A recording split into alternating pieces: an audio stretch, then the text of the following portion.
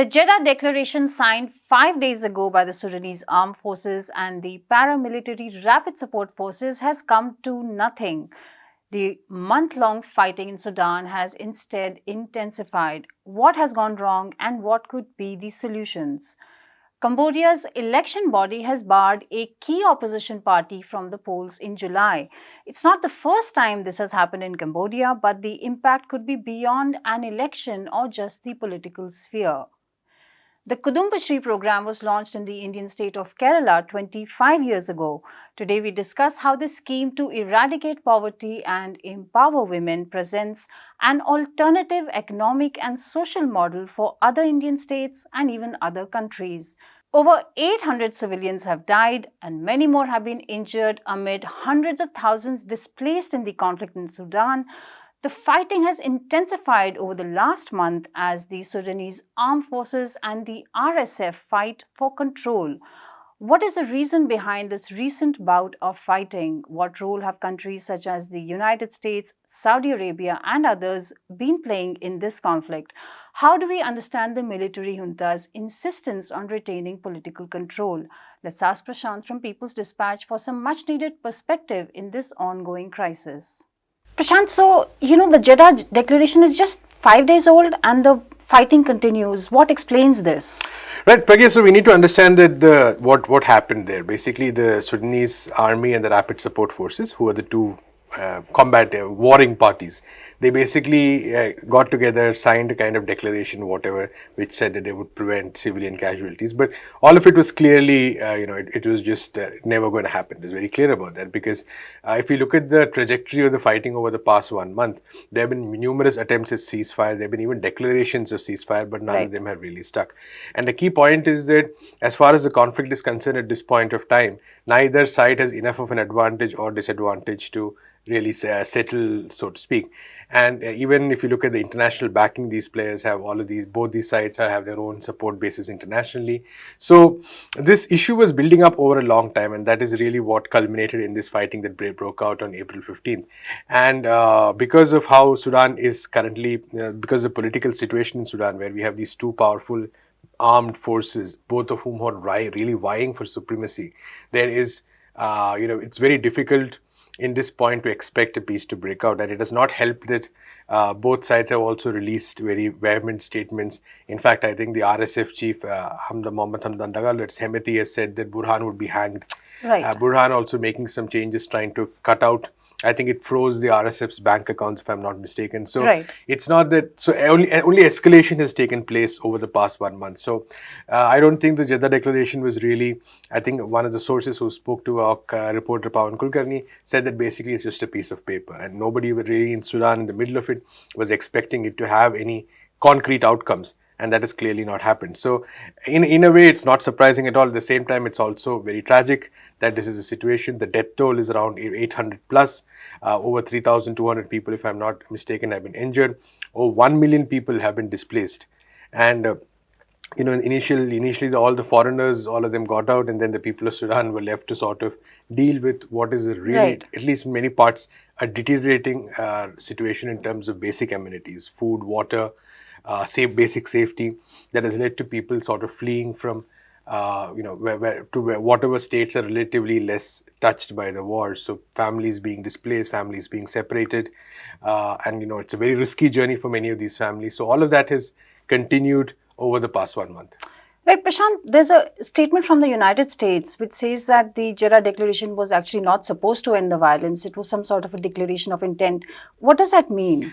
I think what this personifies is really two things. One is that a lot of the regional players, I think, are they're stuck a bit. They don't really know how to sort of deal with this situation. You mean within Sudan? Within Sudan, the regional players. So because first of all, all of these countries, including the US, Saudi Arabia, etc., they bear a huge responsibility for this crisis because they let this military junta stay in power.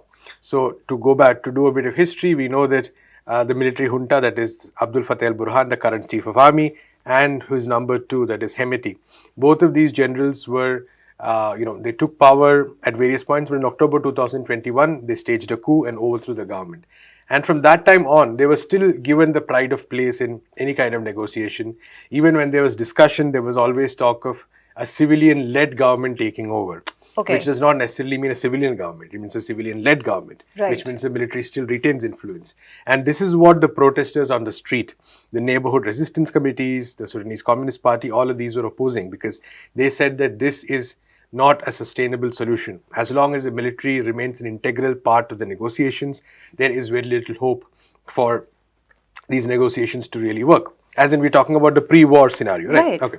So, and then, of course, but the international community, all the players agreed that the military should remain an integral part of these negotiations. And finally, when the disagreements between Burhan and Hemeti boiled over, there's nothing really much for them to do. So they can call these people, have these discussions. Maybe over some weeks, we might begin to see some kind of a breakthrough or whatever, or it might slowly wind down.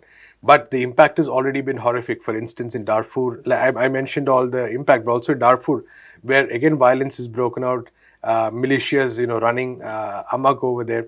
So this is a big, and like I said, the international community it's a big question for them, because it is a culmination of years of flawed policies by these countries, which kept encouraging the military junta, which allowed them to exercise their impunity in whatever way, which allowed them to corner all the economic and political power in Sudan. That has brought the Sudan country to too. this situation today. If the demands of the popular movements had been accepted, which is that the military should be under civilian control, like in many countries in the world. It should be subjugated to the civilian control. The RSF should be dissolved. These were like concrete demands of the civilian protesters. They were never taken seriously.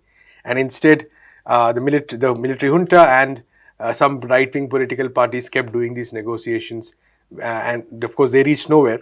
But they also led to this situation. So, whatever the United States might say, and ultimately it also kind of bears a bit of responsibility for this, and we can't deny that. Not just the US, of course, we have Egypt, we have UAE, we have Saudi Arabia, all of whom were players in this region, all of whom have stakes in Sudan, and all of them sort of, for their own geopolitical preferences, wanted to keep the army, the military junta, not just the army, the military junta as a whole, in power, so to speak. So we are seeing, I think, the impact of that.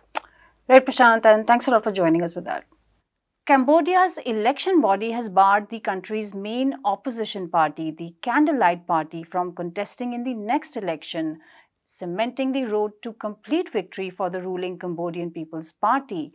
It's not the first time this has happened. The opposition Cambodian National Rescue Party, or CNRP, was banned in the last election in 2018. Let's go over to Anish from People's Dispatch to discuss the fallout of the latest decision on the complex politics of the country and its geopolitical implications. Anish, looking at the news of the opposition party, the biggest opposition party in Cambodia, getting barred from this election, why did this happen? What's the background to this sudden decision? Yeah, so the poll body, the election commission there, sort of, it's not exactly banned, but it's barred from contesting election because they didn't accept sudden, like they said that the paperwork was not proper. So that was pretty much the reason why the party was barred from being recognized and barred from, contesting elections. Obviously, they can do other. They might have other means, maybe like putting up independent candidates and so on, or creating like a coalition with other existing parties that are already in the fray. But nevertheless, this is definitely part of like a very long-standing political repression that we have seen in Cambodia for quite a while now.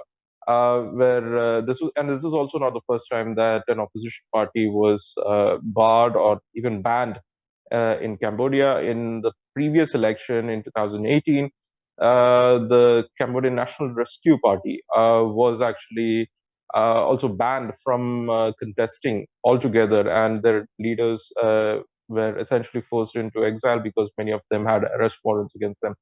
And because of that, the Cambodia People's Party, which leads the government and has been leading the government for decades now, pretty much won all the seats in the election and basically virtually having no opposition in the current parliament. And so this is nothing new, but what we are seeing also is that this is affecting the overall uh, ecosystem of democratic institutions that also exist outside of parliament. Cambodia always had this very contentious or problematic relation with democracy or democratization Right. altogether since the 1993 election, and that has the very strong we always saw the very strong civil society movement or a social movement in the country, and but they have also been broken down in the recent past in that sense. Saying that because the parties were barred or banned from contesting, it had a spillover effect on actually social movements outside of what the political parties represent. Is that a signal of what's happening to democracy right now in Cambodia as well, where the ruling party wants to maintain a near total control over parliament?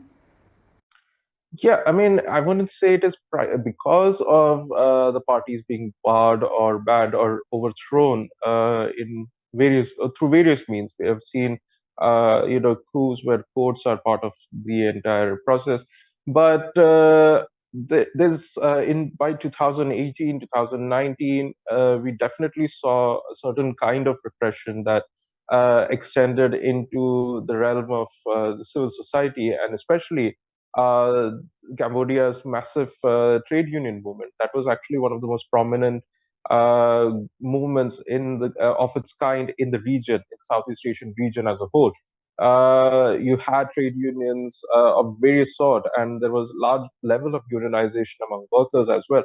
And that definitely shows that the government was not just uh, concerned about having total control of the parliament, but there was also an attempt to break down civil society movements that can challenge governments' economic policies and policies that allows for in coming in of foreign capital in certain protected areas of the economy as well, or even like undermining of labor laws, things that actually maintain certain standard of living for at least the urban workers in the country. And even though there has been significant repression, the extra parliamentary opposition or civil society and the network of social movements have always been quite active in Cambodia. And obviously there has been, they were often tagged under the pretext of foreign interference and so on in the country, but while there might be some truth in certain cases, and maybe in certain in the case of certain opposition parties where you have seen some significant inflows of funding coming from the west as well, and which also reflects in how they take their stand in different political foreign policy issues. But in an overall sense, it has actually broken down an active civil society that could have its own sort of autonomy, which was something that Cambodia did in fact have. And so you have a very complex system where obviously the government definitely is trying to break down institutions that may be beyond the strictly political realm and Okay. into the social movements as well. Anish, a quick comment on the geopolitical implications as well. Yeah, so what is interesting is how very often when we hear news about an opposition party being dissolved or barred from contesting, very little is talked about how things work in the geopolitical sense. Well, the current party that we're looking at, for instance, the Candlelight Party, is again essentially a rehash of the Sam Rainsy party that has existed in Cambodia since the mid 90s. And the Sam Rainsy party and Sam Rainsy himself, a multimillionaire expat, or currently an exile as well in many ways, based in out of the United States, has often taken and often called for Western governments to support opposition groups that have taken quite a lot, that have taken very clear cut policies of expanding neoliberal reforms, creating, growing, relationships with the West, especially the United States, and having an overly critical response to pretty much anything that has to do with China or Vietnam. And so we have seen that in multiple instances, and it would have been no different for the current Candlelight Party as well. So definitely, while we see all these condemnations coming from, say, the US or European Union or Australia, and obviously sanctions that come along with it because of the so-called Right. political repression happening against these opposition parties. There was almost virtual silence when it comes to repression on trade unions at the same time in by the Hun Sen government. So you definitely see the geopolitics of this, how when we talk about obviously opposition parties that have vested interest in themselves, and support, international support of certain kind coming for that, there's complete silence when it comes to the kind of repression that civil society movements who do not subscribe to either the government's ideology or some of the opposition parties' ideology either, and pretty much works on the grassroots, and completely a complete silence on these matters shows the kind of the politics that we see in the region as well. Right, Anish. Thanks a lot for joining us with that update. It's not just a scheme, but Kudumbashree, a program to fight poverty and empower women in the Indian province of Kerala. It's known to have provided a foundation to place women at the center of its economy and its political life. Kudumbashree's agricultural and farm collectives are a stunning instance of community led farming. What the scheme has done over the last 25 years is to strike a strong contrast to the Indian government's push for contract farming led by agribusiness corporations and much more. Surangya from People's Dispatch has seen Kudumbashree at work in Kerala, and she joins us in the studio with its unique features and impact. Surangya, good to have you. Really good to have you on the show, actually. Kudumbashree, 25 years. Now, can you just tell us the vision behind the scheme and also the various engagements that it has in Kerala with women, with others? What does it do? So, see, Kudumbashree is a program, like you said, was started 25 years ago. On this day, on this very day, 17th May, today is the 25th anniversary, by the left Democratic Front government, which was in power at the time. And we had E.K. Nayanar as the chief minister. And this was part of the government's poverty eradication mission. Okay. And Kudumbashree specifically had the objective of a women's social and financial empowerment. So basically, the program's Kudumbashree's membership is open to all women. Earlier, it was restricted to one woman per family. Now, I think that's been changed. But the membership is open to all women, and what the vision behind it was to create a network of women through which the government is able to implement certain programs, provide certain schemes, and create certain projects where the women themselves can work and earn. So this includes programs like, there are certain micro enterprises which the government, which these women are running. Then there are meat production plants, which I went and saw myself. And there are agricultural, it's very interesting that, they are running these agricultural programs also, where a group of women will tell the government, okay, we want this plot of land, which is in our village and which is not being used currently. So you provide this to us and we'll cultivate it. So these are some of the ways in which the women are able to basically become more financially independent. So another very popular initiative that emerged during the pandemic were these people's cafeterias, which the government started. And the objective behind this was to basically provide very good quality and very cheap meals to the people. And this was, of course, very critical at the time of the pandemic, especially when, people were, there were no, the sources of earning was drying up, and, the prices of commodities were rising, all of that was happening. So these cafeterias, they continue to run even now, and they are basically aimed at working class people, people below the poverty line who don't, who during the day of work, basically during their lunch break, can quickly go have their meal, come back at a very cheap cost. And I have to say, I visited one of these, and it's, you really won't think that at just 10 rupees or 20 rupees, someone can get, a meal so big. It's like, it's immense in quantity, and it's very good quality, very good tasting, that can be produced. So that was one very popular initiative. And during COVID, of course, it was not just at the hotels, the women were also providing these meals door to door because of the lockdown. Okay.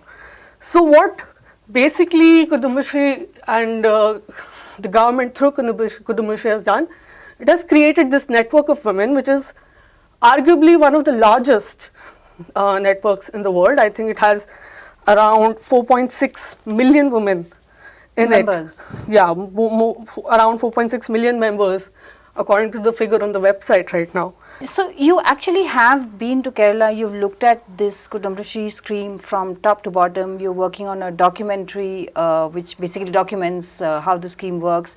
It's not just a scheme for financial independence, is it? Right. From what you've said so far, it sounds like it's going from agriculture right down to, preparing the meals, making sure people have food and money in their pockets. What is the larger picture behind the scheme? Right, of course, one aspect is the financial aspect, which is a very important aspect, because we know as women that if there is no financial independence, then it's very difficult for women to even assert their rights, their independence in other aspects. So that, of course, is very important, but that's not the only thing. Kudumbashree was part of this of the People's Plan movement in Kerala, which basically is decentralizes power, Okay. right, to bottom-up planning instead of the usual top-down approach that we see in a lot of places. So it's basically giving people at the bottom, at the community level, at the neighborhood level, to decide, to take decisions on what they want, on what the changes they want in their area, the development they want in their area. So that Kudumbashree was also a part of that.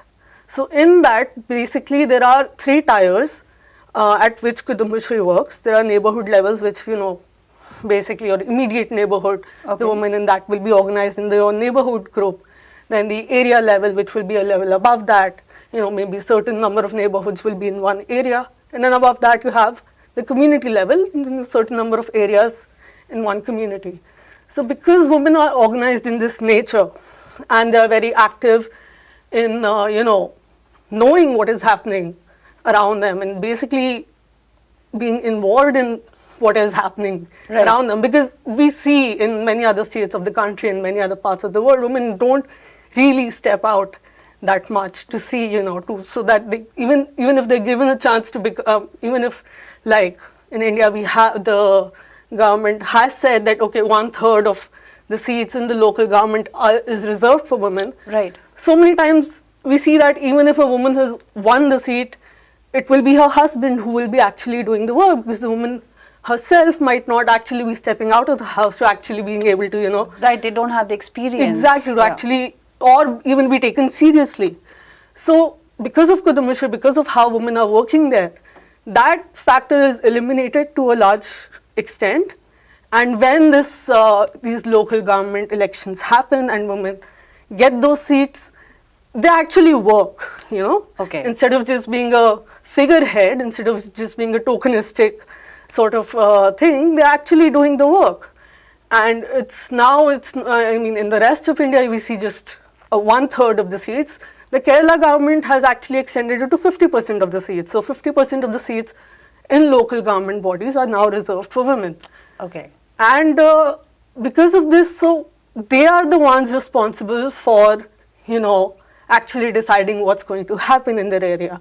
And this is something which has been noted everywhere, that when women have the power financially, politically, everything, then they are able to take decisions which are, more for the benefit of maybe children, for nutrition, all of these things, they're able to work towards that. For entire communities, Exactly. basically. Within their families and outside. Right. So that is the political vision behind Kudumbashree. And it's been seen, there's so many examples of women who have actually, become part of panchayats, the local bodies, and then they have risen up through the ranks and become members of even parliament, right? Okay. Starting from there, gaining that political experience, and then being able to fight elections at a higher level and actually being able to become part of the government. Right. So what you're saying is that it's not just a model or an alternate model actually for economics, for how women manage the budgets, but also for politics. It shows the country and perhaps beyond the country how a decentralized system can empower women and empower entire communities through that. Right. So thanks a lot for joining us, Surangya, with that. That's all we have for today. Thanks for watching Daily Debrief. We'll see you on Friday with another episode. All People's Dispatch stories on these and other topics are also on our website and on Twitter, Facebook, and our Instagram channel.